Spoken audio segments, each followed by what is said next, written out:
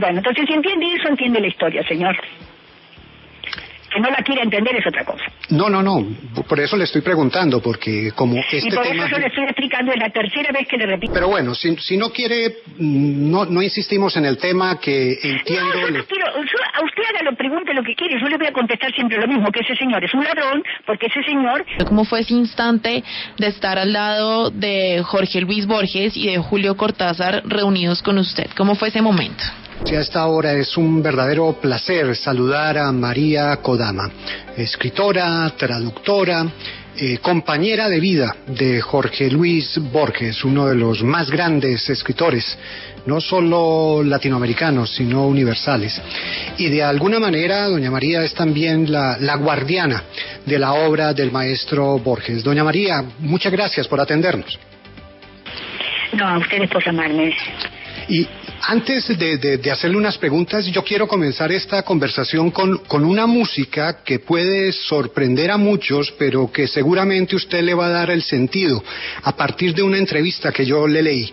Vamos a escuchar esa música y después hablamos por qué la ponemos cuando hablamos del maestro Borges. Lo leía y por eso pongo la música y quiero escucharla a usted. Entiendo que esta era la música con la que se le celebraba el feliz cumpleaños al maestro Borges. Sí, esa que tocaremos el 24 de agosto acá en Buenos Aires, en la Fundación Internacional Jorge Luis Borges, que tiene un museo, así que invito a los que vengan de Colombia a verlo, en Anchorena, entre Peruti y Juncal. Así es. ¿Y de dónde nació esa fascinación del maestro Borges por Pink Floyd? Bueno, lo que pasa es que lógicamente a Borges le gustaba mucho el cine y entonces se había entusiasmado con la película, la vimos muchas veces y decía que era una música que tenía mucha fuerza, al igual que la de los Rolling Stones. Y él tuvo un encuentro con Mick Jagger una vez en un hotel en Madrid, por casualidad. Y entonces, cuando era el cumpleaños, ¿esta era la música que sonaba? Esa es la música que sigue sonando porque yo siempre sigo festejando su cumpleaños con los amigos. A ritmo de Pink Floyd, que a propósito en estos días anunciaron que se separaban definitivamente. Ay, qué pena. Sí, eso anunciaron, que había llegado el final del camino, sacaron un último trabajo y que decidían que hasta ahí llegaba por lo menos la historia de ellos juntos como Pink Floyd. Claro. Doña María, usted se ha convertido en una guardiana de la obra del maestro Borges y en ese trabajo que es duro y difícil, muchos a veces consideran que usted tiene demasiado celo con esa obra del maestro Borges. No, yo lo que tengo, primero yo no soy guardiana de nada. Borges me decía que yo era la primera prisionera de la libertad, porque yo para ser libre cortaba todo, incluido él si era necesario. Yo soy libre. O sea, ser guardián significa una prisión, tener a alguien prisionero. Yo no tengo a nadie prisionero. Lo que yo busco es el respeto a la ley. Cuando una persona en forma normal y legal pide el permiso, manda un proyecto, manda su currículum, yo no tengo por qué negárselo. Pero si una persona toma algo sin permiso, es un ladrón y la justicia tiene que castigarlo.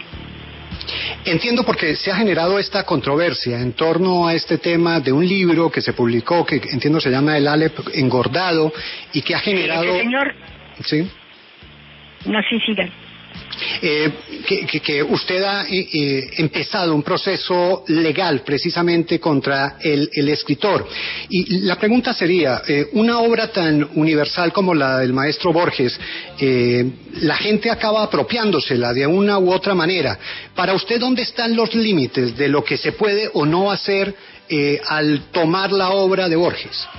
Los límites están en el respeto a la ley, señor. Si usted quiere hacer algo, usted me manda a mí lo que quiere hacer, me pide el permiso, me muestra el proyecto, lo discutimos juntos, y si es un proyecto viable, imagínese la cantidad de proyectos que yo he firmado en 29 años, lo acepto. Ahora, si un señor entra a su casa y le saca un objeto a usted de su pertenencia sin decírselo, ¿ese señor es un ladrón o no? Es que en el tema literario, y usted lo conoce mejor que yo, esos límites no son tan... En el tema literario hay una ley que es la de los derechos de autor, y la ley debe ser respetada. ¿Comprende? Quisiera que me lo explicara mejor, porque como le digo, yo no soy el experto. Bueno, señor, mire, yo se lo estoy explicando. Si ese señor o cualquier persona me manda a mí un proyecto diciendo quiero hacer tal cosa, recibo cientos de proyectos por día, ¿comprende? No es uno, no es ese señor solo. Entonces ese señor, cualquier persona manda el proyecto, manda el permiso para hacer eso. Los derechos intelectuales son una ley que existe, como existe el derecho a la propiedad, como existe el derecho a que usted eduque a sus hijos, ¿no es cierto? Como existe el derecho a que usted es dueño de las cosas que tiene en su casa. Muy bien. Para poder yo usar algo suyo, yo tengo que pedirle permiso. Si yo lo tomo sin permiso, soy una ladrona. Y en la obra literaria, por ejemplo, le insistiría en algo. Usted conoce mejor los términos que yo, pero uno ve, recientemente, permanentemente se hacen reinterpretaciones de obras. Una cosa es perdón, señor. Usted lee el libro de Julia Kristeva sobre lo que se llama, ¿no es cierto?, o lo que ellos quieren decir que es la intertextualidad. Intertextualidad no es lo que ellos hacen, no es lo que ese señor hizo. Lea usted ese libro y después discutimos sobre ese tema. Eso no es intertextualidad.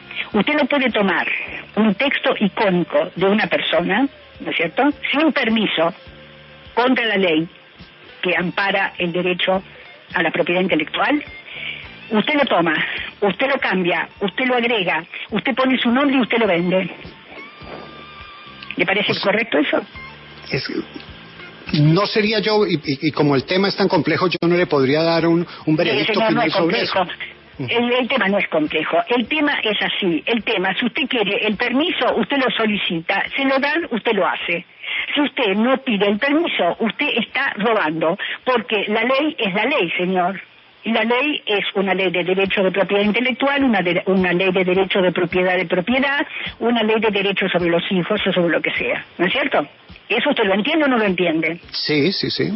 Bueno, entonces si entiende eso, entiende la historia, señor. Que no la quiera entender es otra cosa. No. Por eso le estoy preguntando, porque como y por eso yo le estoy explicando, es la tercera vez que le repito lo mismo y usted me sigue preguntando lo mismo. Entonces, o usted no entiende o usted no quiere entender.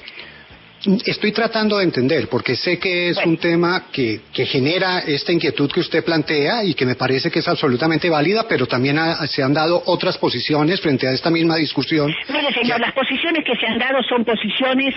Mejor me callo, no me haga hablar porque no tengo ganas de discutir, no me siento bien y atiendo porque creo que es un tipo de entrevista cordial. Entonces, hablemos cordialmente de otro tema. Perfecto. Si no quiere insistir en este tema, entonces... Señor, yo no quiero insistir, es usted el que insiste. Yo le estoy explicando. Si yo voy a su casa y tomo un objeto de su casa y me voy de su casa con ese objeto sin pedirle permiso, ¿soy una ladrona o no? Contésteme usted. En ese punto sí, claro, pero lo que pasa es que... lo mismo es si yo tomo, señor, un derecho, una obra de una persona que tiene un derecho de autor y no solicito el permiso y la destrozo, ¿soy un ladrón o no? Ahí encima yo no le destrozo la obra. Sí, eso lo puedo entender. Créame, por eso lo estoy tratando de que usted me explique de su posición, y usted lo ha hecho en los términos con la pasión. No es mi posición, señor, ya empezamos mal. No es mi posición, es la ley. Es la ley. ¿Comprende? No es mi posición, es la ley. Sí, por eso, pero bueno, si no quiere, no insistimos en el tema, que entiendo... No, yo no quiero, a usted pregunte lo que quiere, yo le voy a contestar siempre lo mismo, que ese señor es un ladrón, porque ese señor ha tomado un texto sin pedir autorización, encima lo ha destruido, encima lo ha cambiado, y encima tiene porque esto se inició con un juicio, no porque él intervino en el libro, sino porque él usó, digamos, en la obra sin pedir autorización. Por lo tanto, se convierte en un ladrón, por lo tanto, se le hace un juicio penal. Ahora bien, segundo punto, hay lo que se llama acá, no sé allá, lo que llamamos una audiencia de conciliación. Sí. Esa audiencia de conciliación están los abogados y está él. El abogado le dice, Bueno, si usted en los diarios dice que usted no actuó correctamente porque tomó algo sin permiso, la señora paga mis honorarios, porque él decía que no tengo plata. Bueno, la señora paga mis honorarios y quiere como indemnización $1. Si él aceptaba publicar que él había tomado eso sin permiso, cae el juicio penal, porque yo acepto la indemnización de $1, ¿comprende? Sí. ¿Va comprendiendo o no? Sí, entiendo lo que usted me está perfecto. explicando. Perfecto. Entonces, él se niega a publicar. Entonces, si él se niega a publicar, sigue el juicio penal. Se le dio la oportunidad de decir en los diarios, bueno, yo tomé eso, en realidad no debí tomarlo, ya está. Yo aceptaba $1 y el juicio penal caía. Al no aceptar eso él, porque lo que quería era montarse sobre el nombre de Borges, evidentemente, es obvio eso, entonces él no acepta eso, entonces sigue el juicio. Entonces ahora, ay, no voy a ir preso, tengo un hijito de 6 años, la compasión, la autocompasión, después que joroba a todo el mundo. Entran no 80.000 pesos. Todo eso son mentiras. Acá nadie va preso. En primer lugar, en el antecedentes no tienen por qué ir preso. En segundo lugar, los 80.000 pesos son de caución. Eso significa que no tiene que pagarlos. Si él llegara, supuestamente, a vender algo que costara más de esa suma o esa suma, él sí tendría que hacerlo. Y yo ya tengo resuelto que si él tiene que hacerlo, irán 40.000 pesos para la obra de la hermana Teresa y 40.000 pesos para la obra del padre, de un padre que hace una gran obra en Quilmes con chicos que se drogan. ¿Comprende? Sí. Entonces, yo lo que quiero es la ley, la justicia, lo correcto. Estoy harta de cosas que son repugnantes, ¿comprende? Sí, entiendo. Y por eso cuando yo le decía, y usted me lo ha aclarado, que no le gusta el término, pero que usted ha realizado esta labor de proteger, si se quiere. Entonces, la obra del maestro Borges... Es una responsabilidad, señor, no es que sea la guardiana, es la responsabilidad. ¿Entiende? Usted no es guardián de sus hijos, usted es responsable por sus hijos, ¿o no? Correcto. Entonces, mejor ese término. Entonces, la mía es la responsabilidad de haber visto cómo trabajaba, cómo era cada punto, signo de puntuación para una persona, ¿comprende? Que era genial. Sí, total. Y yo no puedo ver que cualquier infeliz destroza esa obra. Pero... si me permiten, ¿no será que esto tomó una dimensión? Porque era un libro que tuvo 200 ejemplares, era una muestra muy pequeña. ¿No será que todo esto lo ha hecho más grande? Él miente. Amigos míos, la librería sí está agotado. ¿Y no será que se agotó precisamente a partir de la controversia? Mire, yo no sé porque yo no estoy averiguando esas cosas. Yo lo que le digo es lo que me dicen mis amigos, que tampoco... me lo dicen, yo les creo, ya está. Pero eso a mí no me interesa. A mí lo que me interesa es que este señor ha actuado de una manera que no corresponde. Ha actuado de una forma contra la ley, tratando de burlarse de todo, ¿no es cierto? Tratando de ponerse él en un primer lugar y evidentemente él renunció a la posibilidad de reconocer su error, ¿comprende? Eso es lo más indignante. Porque si él en ese momento saca una nota en el diario diciendo, bueno, me equivoqué, actué mal, ya está. ¿Comprende? Sí. Pero él quiso seguir la historia, entonces ahora que se jorobe. Y, doña María, para que cosas como esta no se repitan de alguna manera, ¿cuál es el camino que alguien debería tomar a la hora de enfrentar, no sé, si se puede hablar de un acercamiento de este tipo o no a la obra del maestro Borges? Pero señor, hace 29 años, la última es una gran evento que se hizo en Ámsterdam, hace 29 años yo firmo todos los días, autorizaciones para que se hagan cosas sobre la obra de Borges. Lo único que hay que hacer es enviar al abogado una carta diciendo, tenemos interés de hacer tal texto, en tales y tales circunstancias y tales cosas. Si yo veo que es una cosa correcta, lo firmo, ¿por qué no lo voy a firmar? Si eso hace bien a la obra de Borges, la difunde. Entiendo. ¿Comprende lo que le digo? Sí. Entonces, si una persona actúa normalmente y respetando, porque yo soy japonesa, para mí la primera base de todo, señor, es el respeto por el otro, ¿comprende? No se puede atropellar, no se puede llevar por delante. Para mí es el respeto y la justicia. Esos son mis principios. ¿Y usted ha sentido que en este caso todo eso se ha vulnerado? Se ha vulnerado porque ni ha respetado ¿no es cierto? Y se ha burlado de todo. Entonces, millones se imagina, de autorizaciones he firmado yo en 29 años, señor. Se han hecho aquí, se han hecho en Europa, han hecho en colegios, han hecho en universidades, han hecho en todos lados. Y yo no tengo ningún problema. Incluso a veces hay chicos que yo me doy cuenta que, bueno, pero digo, bueno, estos chicos están entusiasmados, vamos a darles el permiso igual, porque, bueno, de esta manera es como positivo, ¿no? Porque quiere decir que tiene un interés, y es lindo eso, un interés así intelectual, y es lindo, y la obra de Borges, y es lindo. O sea, yo no me opongo a nada, siempre que eso sea respetuoso y en la ley. Sí, porque por ejemplo está el otro caso que usted permanentemente divulga, que es el tal poema apócrifo que generalmente se menciona. Pero es una vergüenza, ¿a usted qué le parece? Sí. No, terrible. 8 años de mi vida, señor. 8 años de mi vida, ¿eh? Son 8 años. Sí, 8 años de mi vida hasta que yo llegué a tener el original con el nombre de la autora publicando por la editorial en Estados Unidos, Bantam Press. Sí, y acá, ¿qué era eso, señor? Era un negocio. T-shirts, citas, esto, el otro, comprende. Bueno, un poema que además lleva una cosa perversa para la juventud, porque un hombre que murió sin arrepentirse de lo que había sido, un hombre que me decía que si existía la reencarnación, él quería volver a ser escritor, y que en un poema de esa naturaleza, digamos, quieran demostrar a la juventud que un hombre que tuvo esa vida maravillosa, lo que quiere es la estupidez. No, señor, yo no puedo permitir eso tampoco. 8 años de mi vida hasta que encontré el original. Entiendo, 8 años de esa búsqueda. ¿Y sabe dónde surgió la primera... la primera cosa acá fue después que Borges murió, en una revista que se llamaba Uno Mismo.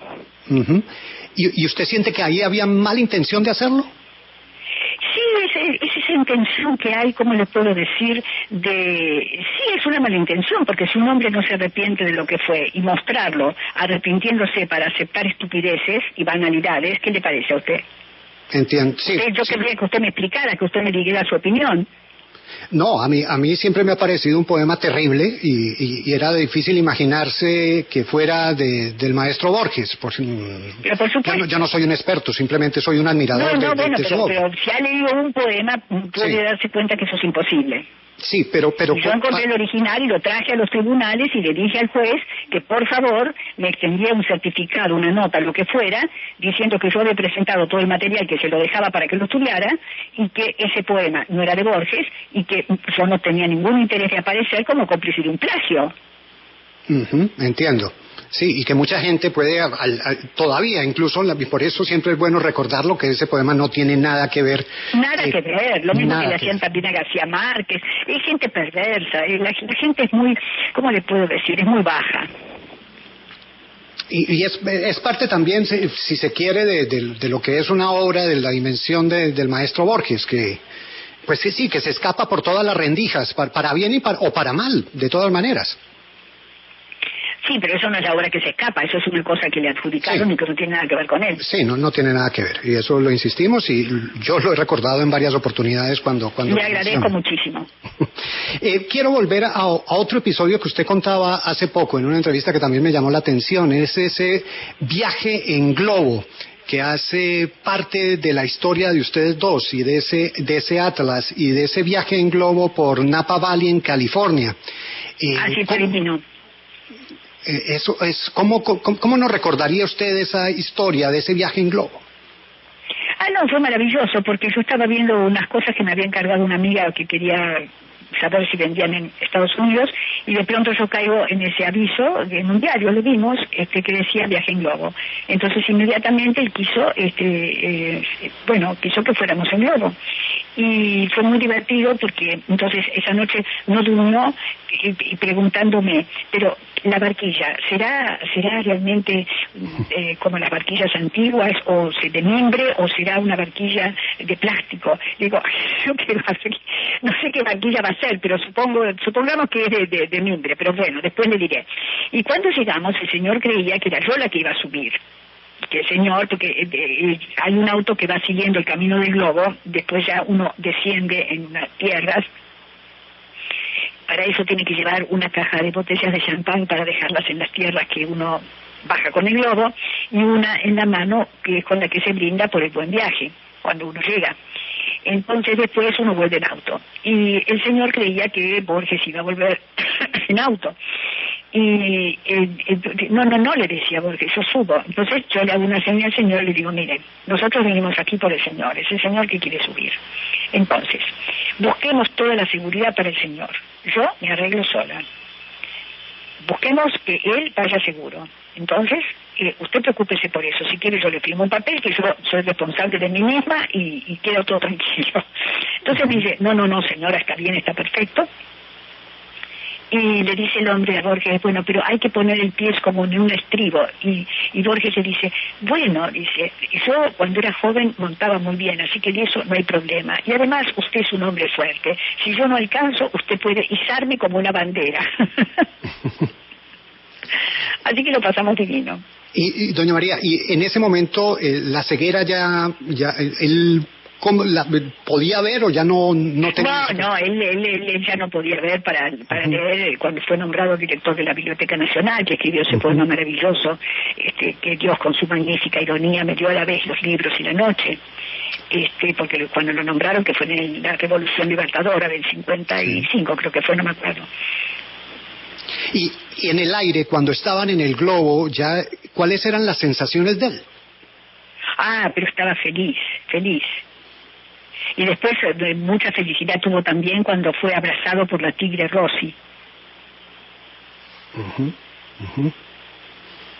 Doña María, por último, agradeciéndole estos minutos con nosotros. El tema del premio Nobel, más que una falta para el maestro Borges, el que pierde más en ese tema es el mismo premio Nobel, de no tenerlo en su galería. A él en algún momento eso, no sé si la palabra lo atormentaba o lo llamaba la atención, o era algo que él tenía en la cabeza, que le rondara ese tema del Nobel. No, mire, eso fue maravilloso, porque realmente si yo lo amaba como lo amo y sigo amándolo, eso ya fue la culminación de si se podía pedir algo más. Porque, a él todo el mundo, bueno, ay, pobre maestro, bueno, esto. Y él decía, no, yo prefiero no ser un nombre, un número más en una lista, sino ser el mito escandinavo, el hombre al que nunca se lo dieron. Y entonces me acuerdo que una vez él tenía que ir a la Universidad Católica de Chile, y entonces lo llaman de Suecia, y yo le digo llaman de Suecia, entonces no nos hagamos ilusiones. Entonces yo siempre lo dejaba solo cuando hablaba por teléfono, porque bueno, cada persona tiene que tener su intimidad, ¿no es cierto? Y él me retuvo. Entonces, por lo que él escuchó atentamente y por lo que él contestó, me di cuenta lo que el otro decía. Entonces él le dijo, mire señor, yo le agradezco mucho su buena voluntad de llamarme, pero hay dos cosas que un hombre no puede permitir: sobornar o dejarse sobornar. Después de lo que usted acaba de decirme, mi deber es ir a Chile. Buenas tardes. Y el hombre le había dicho que si no iba le daban el premio. Entonces ahí yo, si es posible, lo amé aún más de lo que lo amaba. O sea que frente a esa situación era preferible no aceptar eso que era, sí, si usted no va, se gana el Nobel, que además no tiene nada que ver, o sea, la obra, el premio es de literatura, no de política. Por eso mismo, es un soborno. Me pareció genial eso. Yo le digo, bueno, yo empecé mis estudios con Borges cuando tenía 16 años. Nunca fui su secretaria, como dicen. Yo tenía mi carrera, yo después hice mi carrera, di la primera materia gramática para poder enseñar a extranjeros, alumnos, exalumnos con los que me encuentro cuando viajo a los distintos países, y bueno, y es el amor de mi vida, y sigue siéndolo a pesar de que el año que viene hace 30 años que partió. Maestra Kodama, hay quienes dicen también que usted de joven era gran admiradora de Julio Cortázar y que una vez lo tuvo a su lado mientras iba con Borges y estaban viendo un cuadro de Goya, que tenemos entendido es otra de sus pasiones. Quisiera preguntarle cómo fue ese momento, cómo fue ese instante de estar al lado de Jorge Luis Borges y de Julio Cortázar reunidos con usted. ¿Cómo fue ese momento?